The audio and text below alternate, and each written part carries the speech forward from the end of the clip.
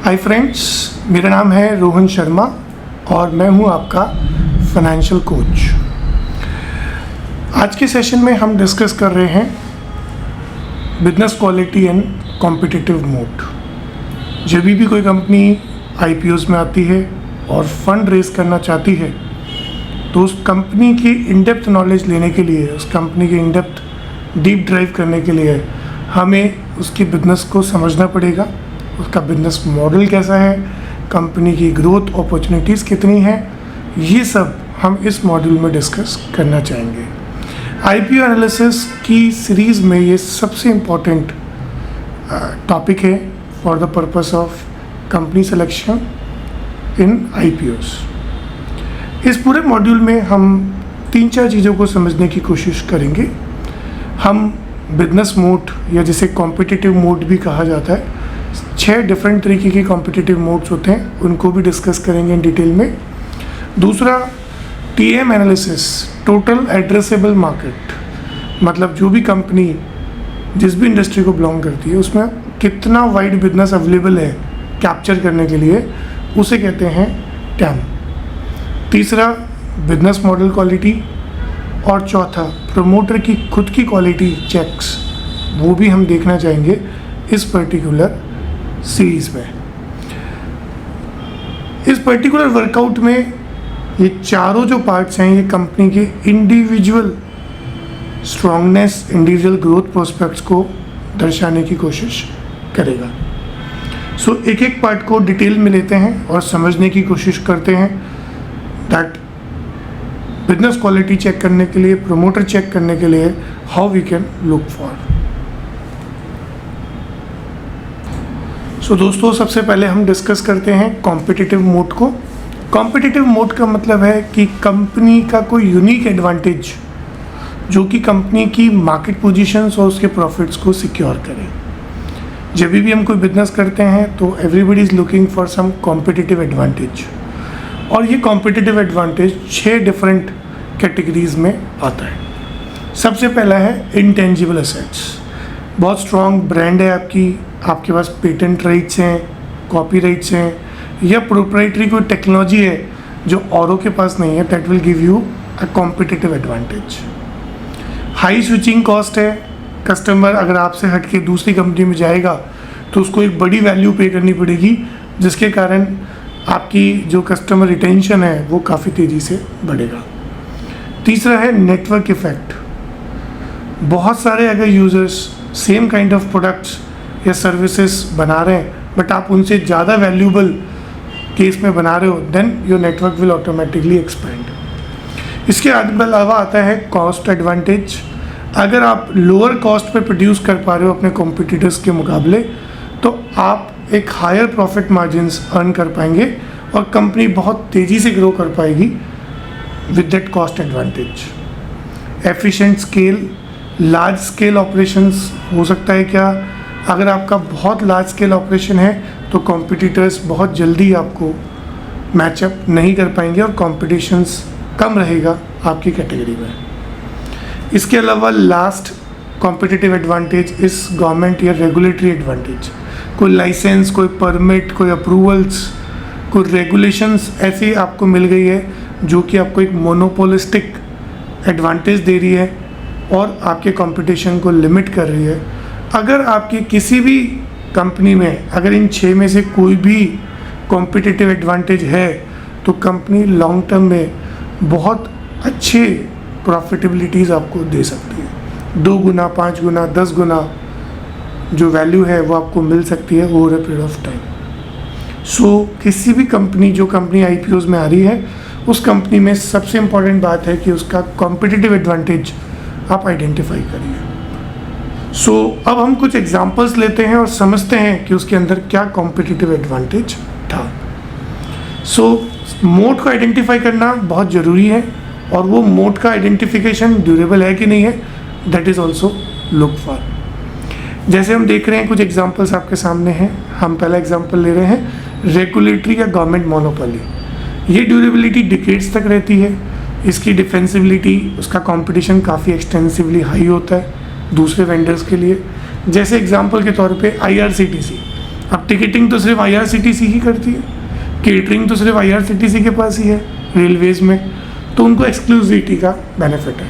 CDSL सिर्फ 2 ही depositories हैं जो कि इंडिया में काम करते हैं, NSDL और CDSL। सो मोनोपोलिस्टिक बिजनेस है, एक रेगुलेटरी या गवर्नमेंट मोनोपोली उनको मिला हुआ है।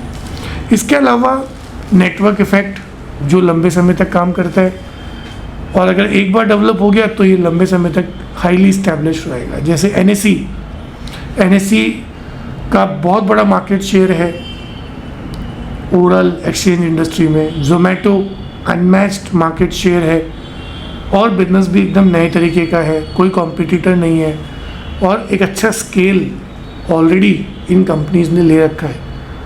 तो नेटवर्क इफेक्ट अगर आपके पास है तो कंपनीज अच्छा परफॉर्म करेगी over a period of time में। स्विचिंग कॉस्ट का भी एक एडवांटेज है जो लंबे समय तक रहता है और कस्टमर को लंबे समय तक लॉक इन करके रखता है उस वर्कआउट में। जैसे टेली, इन्फोएज, naukri.com, इनसे स्विच करना आसान नहीं है कंपनीज के लिए।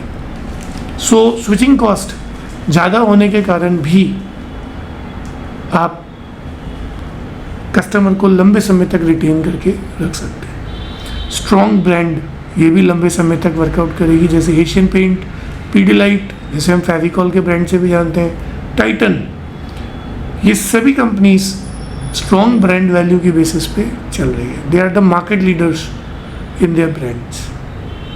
अभी कोई पेंट बोलेगा तो वो पेंट नहीं बोलेगा, वो सीधा एशियन पेंट बोलेगा। सो कीप इन माइंड कि जिनकी बहुत स्ट्रॉन्ग ब्रांड वैल्यू है वो लंबे समय तक आपको उसका बेनिफिट आपको मिलता रहेगा, स्टेबिलिटी रहेगी, कंपटीशन में आप आगे रहेंगे बाकी सबसे। इसके अलावा कॉस्ट एडवांटेज, इसका मीडियम ड्यूरेबिलिटी और मॉडरेट डिफेंसिबिलिटी है। जैसे जियो ने टेलीकॉम में फ्री करके या इंटरनेट और टेलीफोन कॉलिंग्स को कॉमन करके एक नया एडवांटेज क्रिएट किया जिसका उसने बेनिफिट लिया। इंडिगो सारी एयरलाइंस में सबसे प्रॉफिटेबल और सबसे लो कॉस्ट एयरलाइंस चलाने वाली और सस्टेन करने वाली कंपनी इज़ इंडिगो। उस केस में भी आपको कॉस्ट एडवांटेज मिलेगा और कंपनी लंबे समय तक अच्छा बिजनेस, अच्छा मार्केट शेयर कैप्चर कर पाएगी। इसी के साथ इंटेलेक्चुअल प्रॉपर्टी राइट्स या पेटेंट्स ये भी आपको मीडियम लेवल या मॉडरेट लेवल का डिफेंसिबिलिटी देंगे। जैसे डिविस लैब या इप्का, इनको फार्मा लाइसेंसेस मिलते जो कि पेटेंट्स या इंटेलेक्चुअल प्रॉपर्टी राइट्स के थ्रू आते हैं और उसके थ्रू उनको एक अच्छा बिजनेस मिलता है। कोई क्लियर मॉट अगर नहीं मिल रहा आपको तो उसकी ड्यूरेबिलिटी, उसकी सस्टेनेबिलिटी काफ़ी लो रहेगी।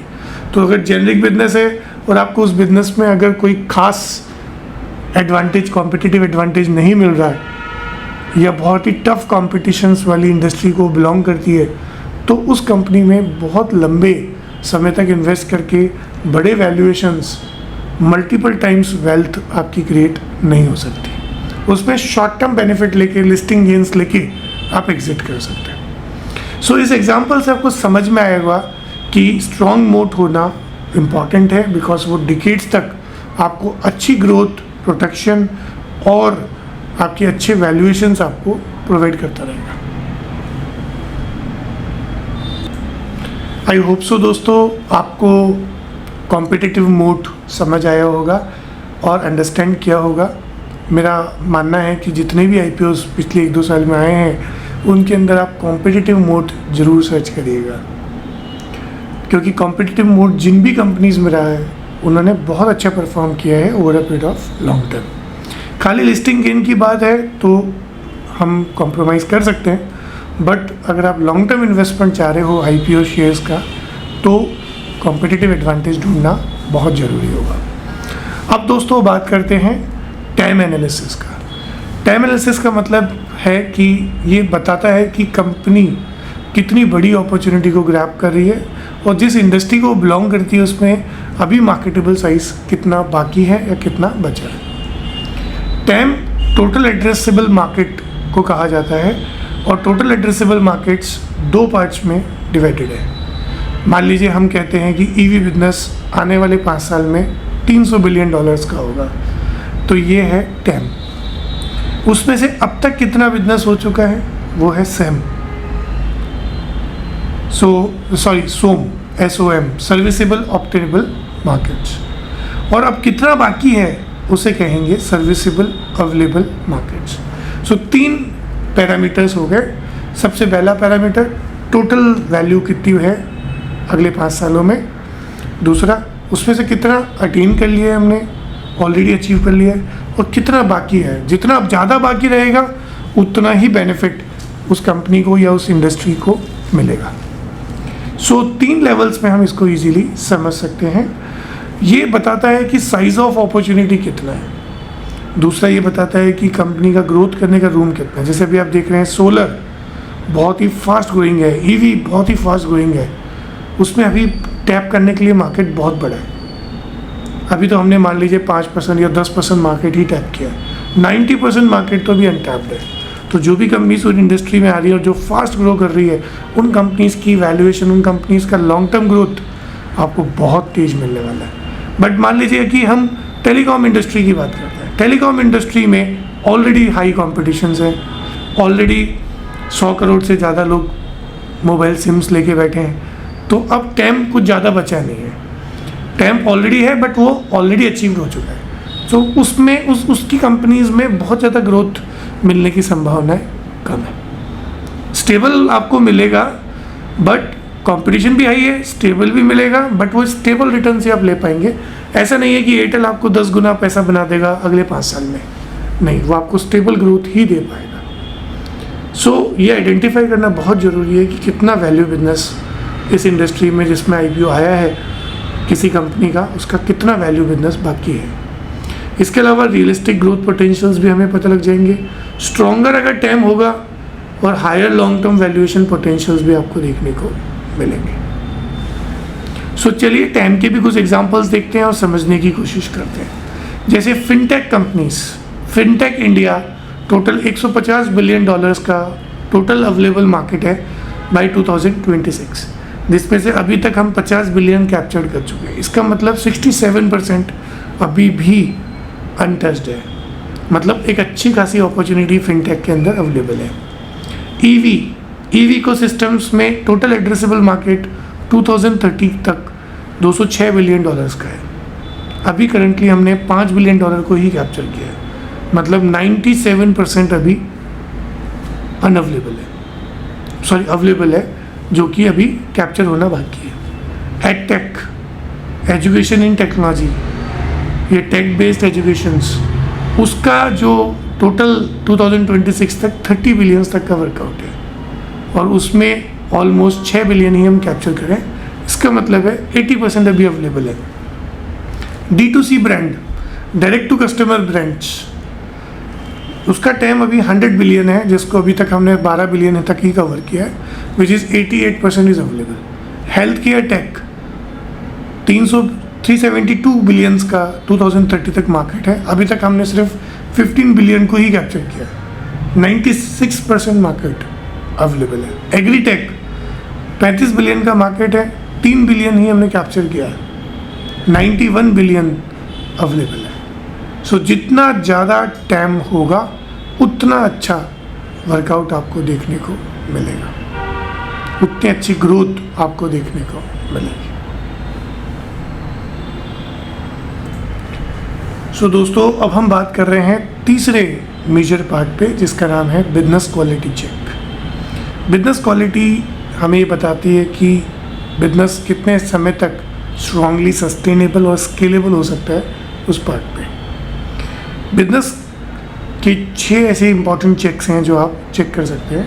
पहला है क्लियर बिजनेस मॉडल होना चाहिए, सस्टेनेबल होना चाहिए और ग्रोथ मॉडल्स एप्लीकेबल होना चाहिए। स्ट्रॉन्ग रेवेन्यू ग्रोथ होनी चाहिए, हेल्दी प्रॉफिटेबिलिटी आना चाहिए, कंपनी के मार्जिन्स अच्छे होने चाहिए, कोई ना कोई कॉम्पिटिटिव एडवांटेज मोट अगर मिल रहा है तो बहुत ही बढ़िया बात है। मैनेजमेंट केपेबल है, मैनेजमेंट एक्सपीरियंस है, ट्रस्टवर्दी है और कंपनी अपने कैपिटल एलोकेशंस को बहुत ही प्रिसाइजली यूज़ कर रही है, तो ये बहुत अच्छी बात है उस कंपनी क्वालिटी चेक्स के लिए। अगर आप हाई क्वालिटी बिजनेस बिल्ड करोगे तो वो लॉन्ग टर्म के लिए आपको वैल्यू प्रोवाइड कराएगा और आपको एक अच्छे प्रॉफिटेबिलिटीज़ मिलेंगे over a period of time. ये बिजनेस क्वालिटी चेक्स छोटे समय की प्लानिंग्स के लिए नहीं है, ये जनरली लॉन्ग टर्म प्लानिंग्स के लिए वर्कआउट करता है। अब ऐसे कुछ पैरामीटर्स हैं जो हम बिजनेस क्वालिटी चेक्स में देख सकते हैं। 3 ऐसी चीज़ हैं जो हमें समझने पड़ेंगे। मान लीजिए ग्रेट टेम है, ग्रेट मॉट है, बट बिजनेस मॉडल ही अच्छा नहीं है, तो आपका बिजनेस लंबे समय तक आपको ग्रोथ नहीं दे पाएगा। बिजनेस मॉडल बहुत ही क्रिटिकल पार्ट है आईपीओ एनालिसिस में। 3 ऐसी चीज़ें हैं जो हमें समझनी पड़ेगी। पहला, यूनिट इकोनॉमिक्स। हमें समझना पड़ेगा कि आप जो प्रोडक्ट बना रहे हैं उसकी कॉस्ट कितनी है, मार्केटिंग कितनी है, प्रॉफिट कितना बच रहा है और सेल्स कितना वर्कआउट हो रहा है। That we have to look for. Payback period कितना है, ग्रॉस मार्जिन्स पर यूनिट पॉजिटिव होने चाहिए, नेगेटिव नहीं होने चाहिए, क्योंकि अगर आपकी यूनिट इकोनॉमिक्स ही नेगेटिव है तो आप स्केल ही नहीं कर पाओगे। और बहुत ज़्यादा फंड बर्न करना, लो मार्जिन्स पे बिजनेस करना, यूनिट इकोनॉमिक्स को डिस्टर्ब करके रखना, ये एक हाई सस्टेनेबल बिजनेस नहीं होता। स्केलेबिलिटी भी बहुत इंपॉर्टेंट है।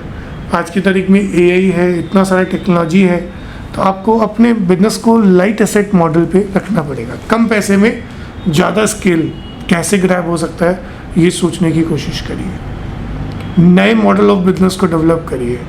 सॉफ्टवेयर प्लेटफॉर्म्स, ये सब आपको इंक्रीज़ करेंगे, आपकी सेल्स को इंक्रीज़ करेंगे, आपकी स्केल को इंक्रीज़ करने में मदद करेंगे। मैन्युफैक्चरिंग प्रोफेशनल कॉस्ट को स्केल अप करिए।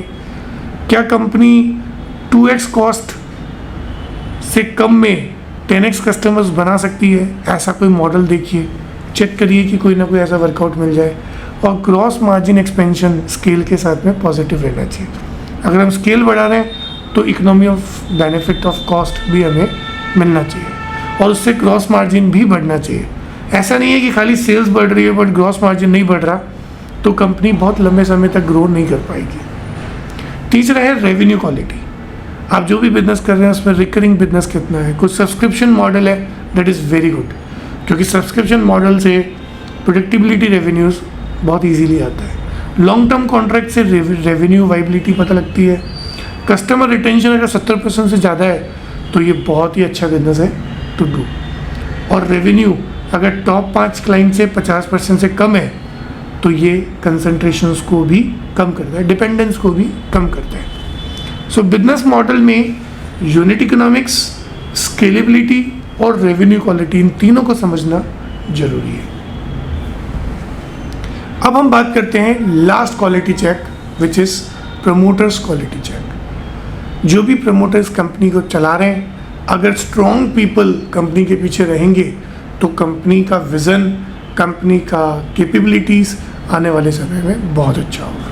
हमने देखा है बहुत सारी ऐसी कंपनीज़ हैं जिनके प्रमोटर्स ने उसको बुरे वक्त में निकाला और कंपनी को एक sustainable growth the over a period of time. So promoter एक तरीके से कार के ड्राइवर हैं, अगर वो अच्छे से कार चलाएंगे तो कार की परफॉर्मेंस बढ़िया रहेगा। सो ऐसे 6 इंपॉर्टेंट चेक्स हैं जो हम प्रमोटर्स के लिए लगा सकते हैं। सबसे पहला, उस इंडस्ट्री में उनका रिलेवेंट एक्सपीरियंस कितना है। दूसरा, उनका ट्रैक रिकॉर्ड कैसा है बिजनेस को मैनेज करने का। इंटीग्रिटी, उनके पुराने रिकॉर्ड्स, पास्ट रिकॉर्ड्स क्लीन है और उनका गवर्नेंस, उनकी ट्रांसपेरेंसी बहुत स्ट्रॉन्ग है। अलाइनमेंट, उनका इंटरेस्ट शेयर होल्डर्स के इंटरेस्ट के साथ अलाइन रहना चाहिए। ऐसा नहीं कि प्रमोटर्स कुछ और सोच रहे हैं, वो शेयर होल्डर्स के इंटरेस्ट में ही नहीं सोच रहे हैं, तो बिग प्रॉब्लम हो जाएगा। कैपिटल डिसिप्लिन होना और लॉन्ग टर्म व्यू होना, विज़न होना प्रमोटर के अंदर बहुत ज़रूरी है। अगले 5 साल में कंपनी कहाँ पहुँचेगी, उसकी रेवेन्यू ग्रोथ क्या होगी, ये सब कुछ प्रमोटर को बहुत ही क्लियरली होना चाहिए। तो मैं मानता हूँ कि अगर क्वालिटी प्रमोटर्स होंगे तो ज़्यादा ट्रस्ट क्रिएट होगा, बेटर गवर्नेंस होगी और लॉन्ग टर्म वैल्यू कंपनी के अंदर बना रहेगा। सो अब हम डिस्कस करते हैं कुछ ऐसे ग्रीन और red flags for promoter checks. So दोस्तों, अच्छे प्रमोटर्स के कुछ सिग्नल्स हैं, वो हमें समझना पड़ेगा। अगर प्रमोटर का 10 साल से ज़्यादा एक्सपीरियंस है इंडस्ट्री का तो ये बहुत अच्छी बात है। कंपनी 50% से ज़्यादा शेयर होल्डिंग्स होल्ड कर रही है तो ये कंपनी के अंदर उनका ट्रस्ट और बिलीव हमें बताता है। कंपनी के शेयर्स, प्रमोटर्स के शेयर्स अगर 10% से कम प्लेज्ड हैं तो कोई फाइनेंशियल प्रेशर कंपनी के ऊपर नहीं है। कंपनी के प्रमोटर्स क्लीन हैं, उनकी लिटिगेशंस में ऐसा कोई क्रिमिनल या सेबी केसेस नहीं है, then it will be good, क्योंकि वो ट्रांसपेरेंट हैं और वो अच्छी गवर्नेंस को फॉलो कर रहे हैं। सैलरी रीजनेबल है versus company size, that is also important. Company का साइज उतना नहीं बढ़ रहा, बट प्रमोटर्स की सैलरीज बहुत तेज़ी से बढ़ रही है, that is absolutely rubbish. Past ventures, उनके पुराने ट्रैक रिकॉर्ड्स कैसे हैं वो भी देखना चाहिए, और इंडिपेंडेंट डायरेक्टर्स बोर्ड में कितने हैं ये बताता है कि अलग अलग सेक्टर्स, अलग अलग सेगमेंट्स के जो एक्सपर्टीज़ लोग हैं वो भी अगर साथ में कंपनी के हैं तो ये बहुत अच्छी बात है, बिकॉज अलग अलग एरिया में एक्सपर्टीज़ देने वाले, कंसल्टिंग करने वाले इंडिपेंडेंट डायरेक्टर्स ही होते हैं। कुछ रेड फ्लैग्स भी हैं प्रमोटर साइंस में, जैसे कोई इंडस्ट्री एक्सपीरियंस ही नहीं है तो प्रॉब्लम है, पोस्ट IPO होल्डिंग 30% से कम जा रही है तो ये लो कन्विक्शन को दिखा रहा है, प्लेज कंपनीज का 20% से ज़्यादा है प्रमोटर्स का तो ये फाइनेंशियल स्ट्रेस को दर्शाता है। सेबी लगातार कोई एक्शंस ले रही है, ED इन्वेस्टिगेशन चल रही है, क्रिमिनल केसेस चल रहे हैं, तो ये भी एक प्रॉब्लमेटिक केस है। एबनॉर्मल हाई प्रमोटर सैलरी है, that is also problem. Fail previous ventures बहुत ज़्यादा फेल है, कोई अकाउंटेबिलिटी नहीं है, तो ये भी हमारे लिए एक रेड सिग्नल है।